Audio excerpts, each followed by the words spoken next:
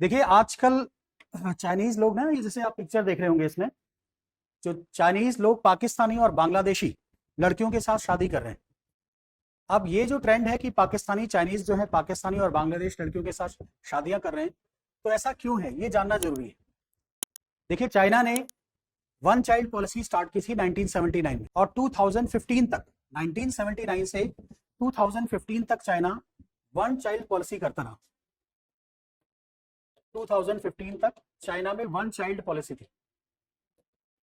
अब one child policy की वजह से, क्योंकि एक ही बच्चा ये लोग कर सकते थे, तो इसकी वजह से हुआ क्या कि चाइनीज सोसाइटी में एक सन प्रेफरेंस एटीट्यूड है कि हमें लड़का ही चाहिए। धीरे धीरे क्या हुआ, आप सोचिए 1979 से लेकर मींस अप्रोक्सीमेट 21 ईयर्स वहां और 15 ईयर्स ही, सो 36 ईयर्स के बीच में वहां की डेमोग्राफी चेंज हुई। जब डेमोग्राफी चेंज हुई तो मींस वहां पॉपुलेशन बॉयज की बढ़ गई, गर्ल्स की कम हो गई। गर्ल्स मोर प्रिविलेज हो गई। इवन चाइनीज लड़कियां, आप देखना, चाइनीज लड़कियों के पास ऑप्शंस बढ़ गए। और वहां के जो बॉयज हैं, चाइनीज बॉयज, इस बात से डरते हैं कि ये जो लड़की है जिससे मैंने शादी की है, ये मुझे छोड़ ना दे, ऐसा ना हो कि ये मुझे छोड़ के दूसरे किसी से शादी कर ले। सो चाइनीज गर्ल्स के पास ऑप्शंस बहुत ज्यादा है, क्योंकि बॉयज ज्यादा है, गर्ल्स कम है। और ये किसका साइड इफेक्ट था, ये किसका इंपैक्ट था, वन चाइल्ड पॉलिसी का। अभी वहां वन चाइल्ड पॉलिसी को खत्म किया गया है, बट इसकी वजह से, क्योंकि डेमोग्राफी, ऐसा पॉलिसी खत्म कर देने से एकदम से थोड़ी चेंज हो जाएगी, उसको तो टाइम लगेगा।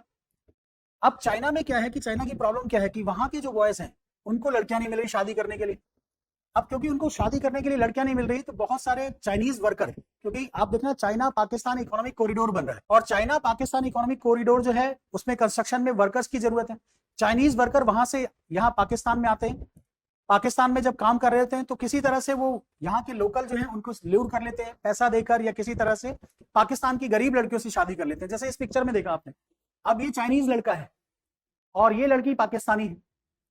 सो ऐसे ही चाइना के बहुत सारे जो लड़के हैं जिनको they are desperate for the wives, जो डेस्परेट है वाइफ्स के लिए, सो वो बांग्लादेश से, पाकिस्तान से लड़कियों को परचेज करते हैं। कभी कभी इलीगल ट्रैफिकिंग की जाती है। और हो क्या रहा है कि उसकी वजह से जब ये लड़कियां यहां से, क्योंकि देखिए पाकिस्तान, कोई भी चाइनीज अगर पाकिस्तान आता तो बहुत इजीली वीजा मिल जाता है उसे, लेकिन कोई पाकिस्तानी अगर चाइना में जाता है तो बहुत कॉम्प्लेक्स प्रोसेस है, जल्दी वीजा नहीं मिलता। अब इसकी वजह से क्या होता है कि चाइनीज लड़की जो यहाँ से जा रही होती है वहां पे, कई बार क्या होता है उसका ट्रैफिकिंग भी होता है, उसको प्रोस्टिट्यूशन के बिजनेस में इन्वॉल्व कर दिया जाता है। कई बार उसके ऑर्गन्स को भी ठीक है यूज किया जाता है, एक्सप्लॉइट किया जाता है, ऑर्गन्स ट्रांसप्लांट करने के लिए भी किया जाता है। सो जबकि चाइना इस क्लेम को मना करता है, बिल्कुल मना करता है कि हाँ चाइना में ऐसी कोई हरकत नहीं होती। चाइनीज एम्बेसी भी ये बोलता है कि ऐसा कुछ नहीं हो रहा है। बट इतना सब कुछ होने के बावजूद ना चाइना एक बात से डरा हुआ भी है। चाइना, क्योंकि चाइना में अगर देखें, अगर वहां के लड़के पाकिस्तानी लड़की को लेकर आ रहे हैं, शादी कर रहे हैं, या लीगल भी मैरिज कर रहे हैं, या फिर अगर बांग्लादेश की लड़की को लेकर आ रहे हैं और शादी कर रहे हैं, तो हो क्या रहा है कि चाइना इस बात से डरा हुआ है कि उसकी वजह से क्या होगा, वहां की डेमोग्राफी चेंज होगी, वहां का कल्चर चेंज होगा। चाइना की जो लैंग्वेज है, क्योंकि जो डीएनए, आप सोचिए जो बच्चा होगा उसका जो डीएनए होगा वो हाफ पाकिस्तानी और हाफ चाइनीज होगा। सो लैंग्वेज, कल्चर और वहां जो लोकल टच है वो सब खत्म हो जाएगा। सो ये बहुत बड़ी प्रॉब्लम है। इसलिए चाइना इस बात से डरा हुआ है कि ऐसा ना हो कि इसका लोकल कल्चर चेंज हो जाए। सेम यही चीज अगर आप नॉर्थ ईस्ट में देखो ना, तो नॉर्थ ईस्ट में भी यही प्रॉब्लम है। नॉर्थ ईस्ट में क्या हुआ था कि बहुत सारे बांग्लादेशी लड़के अगर नॉर्थ ईस्ट में आए तो उन्होंने नॉर्थ ईस्ट के लड़कियों के साथ शादी करना शुरू किया। सो उसकी वजह से नॉर्थ ईस्ट में आज भी ये बोला जाता है कि अगर कोई बंगाली है, कोई बांग्लादेश से आया हुआ है और सांप है, तो पहले बांग्लादेश को मार देना चाहिए, बांग्लादेश के आदमी को मार देना चाहिए, सांप को बाद में मारना चाहिए। क्योंकि सांप का काटा हुआ बच भी सकता है, लेकिन बांग्लादेश का जो आदमी है उसका काटा हुआ नहीं बच सकता। आप या उसकी वजह से जो चेंजेस आएंगे उसको नहीं हम क्योर कर सकते। तो इस तरह की फिलॉसफी हमेशा रही है। अभी जहां जहां देखिए सेक्स प्रॉब्लम, या जिसको हम बोलते हैं सेक्स रेशो की जो प्रॉब्लम है, जहां पे सेक्स रेशो डिक्लाइन होगी वहां पे हमेशा ये प्रॉब्लम रहेगी।